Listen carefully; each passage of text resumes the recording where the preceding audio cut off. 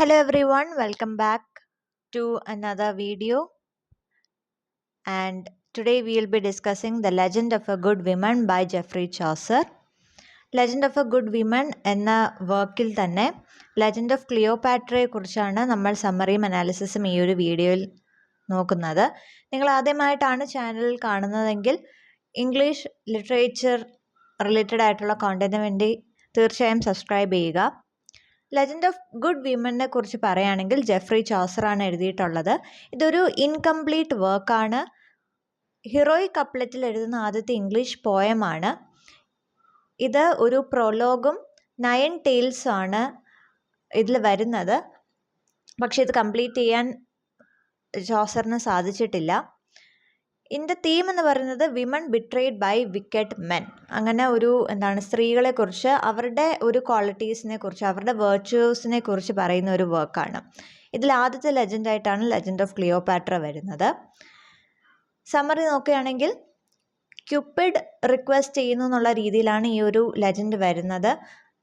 Cleopatra ഈജിപ്തിൻ്റെ രാജാവായിരുന്ന തൊലോമിൻ്റെ മകളാണ്. തൊലോമിന് ശേഷം ഈജിപ്തിൻ്റെ റാണിയാകുന്നു. ആ സമയത്താണ് മാർക്ക് ആൻ്റണി, റോമൻ സെനറ്ററായിട്ടുള്ള ആൻ്റണി, ഈജിപ്ത് കീഴടക്കാൻ വേണ്ടി വരുന്നതും ഇവർ തമ്മിൽ പ്രണയത്തിലാവുന്നതും വിവാഹം കഴിക്കുന്നതും. അങ്ങനെ മാർക്ക് ആൻ്റണി റോമിനെ വഞ്ചിക്കുകയാണ്. അങ്ങനെ രാജ്യദ്രോഹിയായിട്ടുള്ള ആൻ്റണിക്കെതിരെ റോം സൈന്യത്തെ ഇറക്കുന്നു. ആ ഒരു യുദ്ധത്തിൽ ആൻ്റണി പരാജയപ്പെടുന്നു. അങ്ങനെ എല്ലാം കൊണ്ടും എല്ലാം നഷ്ടപ്പെട്ടു.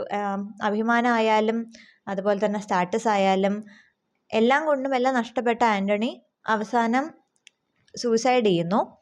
ക്ലിയോപാട്ര ആൻ്റണിയുടെ ആ ഒരു സ്മാരകമുണ്ടാക്കി അന്ന് അടുത്തായിട്ട് ഒരു കുഴി ഒഴിച്ച് നിറച്ചും വിഷപ്പാമ്പുകൾ കൊണ്ട് നിറയ്ക്കുന്നു. തൻ്റെ ഭർത്താവിനില്ലാത്ത ജീവിതം തനിക്കും വേണ്ട, ആ ഒരു പാത പിന്തുടരാൻ വേണ്ടി തീരുമാനിച്ച് ക്ലിയോപാട്ര ആ ഒരു കുഴിയിൽ ചാടി വിഷപ്പാമ്പിൻ്റെ കടിയേറ്റ് മരിക്കുന്നു. ഇതാണ് ഈ ഒരു ക്ലിയോപാട്രയുടെ ലെജൻഡിനെ കുറിച്ച് ചോസർ പറയുന്നത്. ഇനി അനാലിസിസ് നോക്കുകയാണെങ്കിൽ ഈ ഒരു ലെജൻഡ് സ്റ്റാർട്ട് ചെയ്യുന്ന ഒരു ലാറ്റിൻ ഡിസ്ക്രിപ്ഷൻ വെച്ചിട്ടാണ്.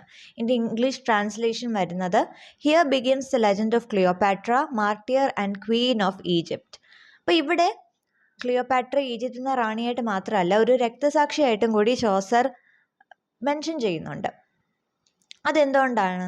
ഇവിടെ ഒരു കമ്പയറും കോൺട്രാസ്റ്റും വരുന്നുണ്ട്. ക്രിസ്ത്യൻ തോട്ടിൽ ഒരു രക്തസാക്ഷി എന്ന് പറയുന്നത് ആരാണോ സ്വന്തം ഫെയ്ത്തിന് വേണ്ടി, സ്വന്തം ബിലീഫിന് വേണ്ടി മരണപ്പെടുന്നത്, അവരെയാണ് രക്തസാക്ഷി എന്ന് പറയുന്നത്.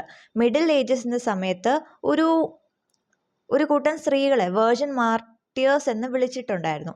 ഇവർ നിത്യകന്യകയായിരിക്കും എന്ന പ്രതിജ്ഞ എടുത്ത ആൾക്കാരായിരുന്നു. മാത്രമല്ല, ഇവരുടെ രാജ്യം കീഴടക്കപ്പെടുമ്പോൾ ശത്രുക്കൾ ഇവരെ നശിപ്പിക്കും എന്ന ബോധം വരുമ്പോൾ ഇവർ സ്വയം മരണത്തെ സ്വീകരിക്കുന്നു. നമ്മുടെ ഇന്ത്യൻ കോണ്ടെക്സ്റ്റിൽ ജോഹർ എന്നുള്ളൊരു പ്രാക്ടീസ് ഇവിടെ ഉണ്ടായിരുന്നു. കൂടുതലും രജ്പുത് രാജകുടുംബങ്ങൾ കണ്ടുവന്നുകൊണ്ടിരുന്ന ഒരു പ്രാക്ടീസാണ്. അവിടെയും രാജ്യം കീഴടക്കപ്പെടുമ്പോൾ രാജാവും സൈനികരും മരണപ്പെട്ട് ശത്രുക്കൾ തങ്ങളെ നശിപ്പിക്കും എന്ന് ഉറപ്പ് വരുമ്പോൾ അവിടുത്തെ സ്ത്രീകൾ ഒരു തീകുണ്ടത്തിലേക്ക് ചാടി സ്വയം മരിക്കുന്നു. അതാണ് ജോഹർ. അതേ ഐഡിയ ആണ് ഇവിടെയും പറയുന്നത്. ഇങ്ങനെ സ്വയം മരണം സ്വീകരിക്കുന്ന സ്ത്രീകളെ പറയുന്ന ഒരു പേരായിരുന്നു വേർജിൻ മാർട്ടിയർ എന്നുള്ളത്. അപ്പോൾ ഇവിടെ ക്ലിയോപാട്രയെ ഒരു രീതിയിൽ ഒരു വേർജിൻ മാർട്ടിയർ ആയിട്ട് പോർട്രേ ചെയ്യാൻ ചോസർ ശ്രമിക്കുന്നുണ്ട്. കാരണം ക്ലിയോപാട്രയും സ്വന്തം വിശ്വാസങ്ങൾക്ക് വേണ്ടിയാണ് മരണപ്പെട്ടത്.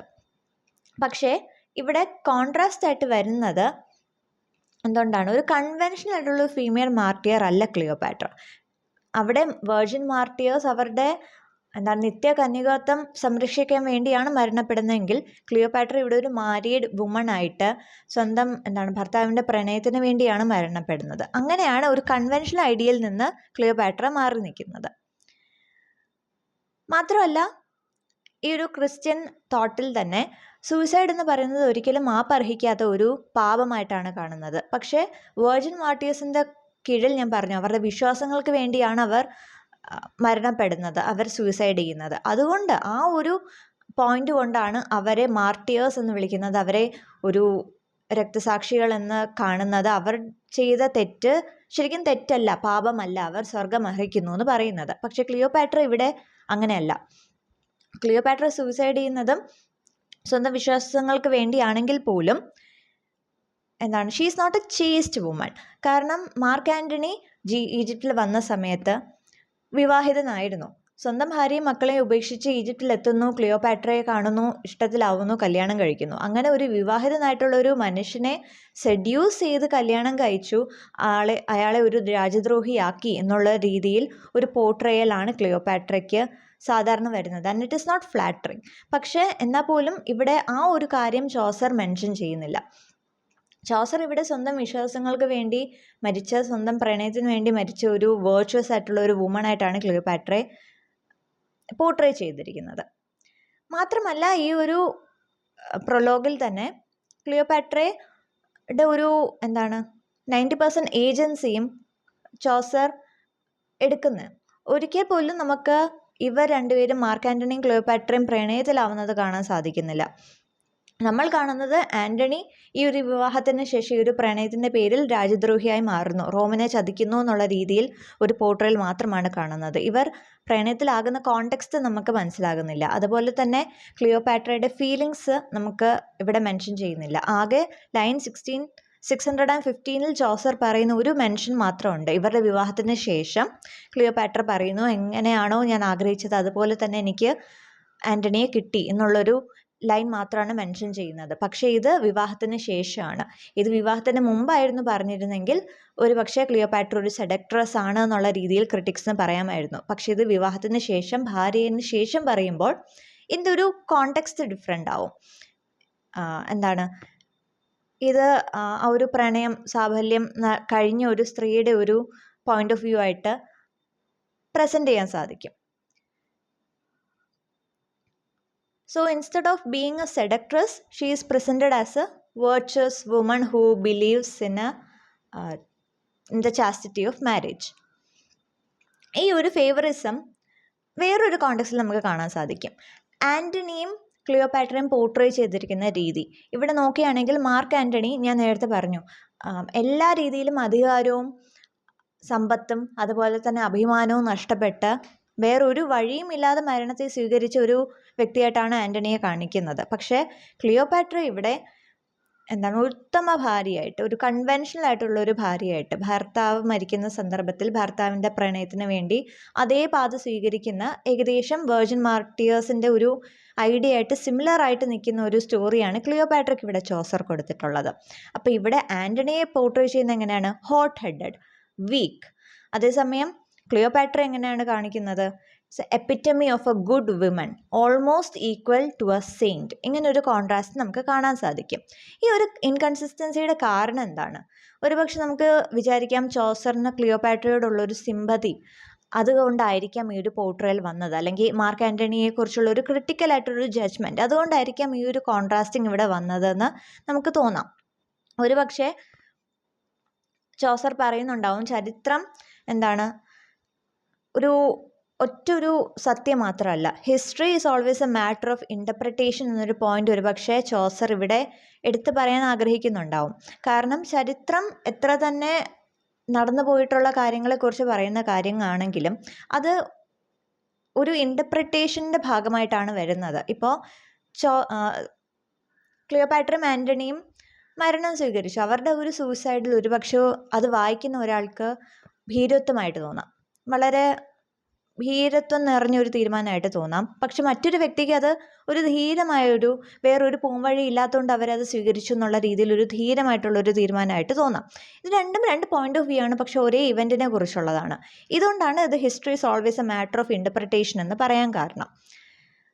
അപ്പോൾ ഇവിടെ നടക്കുന്നത് ശരിക്കും നടന്നിട്ടുള്ളൊരു കാര്യമാണെങ്കിൽ പോലും, ക്ലിയോപാട്ര, ആൻ്റണി ഇവർ ജീവിച്ചിരുന്നു, ഇങ്ങനത്തെ വ്യക്തികളുണ്ടായിരുന്നു, ഇവർ മരിച്ച രീതി സത്യമാണ്, ഇവിടെ നടന്നതെല്ലാം സത്യമാണെങ്കിൽ പോലും ഇത് പോർട്രേ ചെയ്തിരിക്കുന്ന രീതി കംപ്ലീറ്റ്ലി ക്രിയേറ്റീവാണ്. ചോസർ എന്ന പോയിറ്റിൻ്റെ ക്രിയേറ്റീവ് ലൈസൻസ് ആണ് നമുക്കിവിടെ കാണാൻ സാധിക്കുന്നത്. അപ്പോൾ ഈ ഒരു വർക്കിൽ ഓഥറിൻ്റെ ഒരു സ്റ്റാൻഡാണ് നമുക്ക് കാണാൻ സാധിക്കുന്നത്. ശരിക്കും സംഭവിച്ചൊരു ഹിസ്റ്റോറിക്കൽ ഇവൻറ്റിനെ അദ്ദേഹത്തിൻ്റെ ലാംഗ്വേജിലൂടെ അദ്ദേഹത്തിൻ്റെ വർക്കിന് വേണ്ടിയുള്ളൊരു ഒബ്ജക്റ്റീവായി മാറ്റി. അദ്ദേഹത്തിൻ്റെ ഒബ്ജക്റ്റീവ് എന്താണ്? Legend of good women, to portray women who are virtuous എന്നുള്ള രീതിയിൽ ആ ഒരു ഒബ്ജക്റ്റിന് വേണ്ടി അദ്ദേഹത്തിൻ്റെ ലാംഗ്വേജിലൂടെ ഈ ഒരു ലെജൻഡിനെ മാറ്റി എഴുതി. അപ്പോൾ ഇവിടെ ശരിക്കും പവർ വരുന്നത് പോയറ്റിനാണ്, ഹിസ്റ്ററിക്കല്ല. അപ്പോൾ ഇതാണ് ലെജൻഡ് ഓഫ് ക്ലിയോപാട്രയെ കുറിച്ചുള്ള ഒരു ബ്രീഫ് സമ്മറി ആൻഡ് അനാലിസിസ്. ഇതൊരു ഡ്രീം വിഷൻ സ്ട്രക്ചറാണ്. മാത്രമല്ല ഇതിൻ്റെ മെയിൻ തീമായിട്ട് വരുന്നത് മോർട്ടാലിറ്റി, അതുപോലെ തന്നെ പവർ ഓഫ് ലവ്, ലോയൽറ്റി, ഇതൊക്കെ നമുക്ക് തീമായിട്ടും പറയാൻ സാധിക്കും. So this is the video. ഇത് ഹെൽപ്ഫുള്ളായി തോന്നിയെങ്കിൽ തീർച്ചയായിട്ടും വീഡിയോ ലൈക്ക് ചെയ്യുക. കൂടുതൽ ഇത്തരം ലെക്ചർ വീഡിയോസിന് വേണ്ടി ചാനൽ സബ്സ്ക്രൈബ് ചെയ്യുക.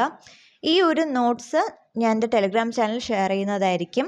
നിങ്ങൾ ഇതുവരെ ടെലിഗ്രാം ചാനൽ ജോയിൻ ചെയ്തിട്ടില്ല എന്നുണ്ടെങ്കിൽ എൻ്റെ ലിങ്ക് കമൻറ്റ് സെക്ഷനിൽ പിൻ ചെയ്യുന്നതായിരിക്കും. You can join and I'll see you in another video. Till then, thank you for listening and take care.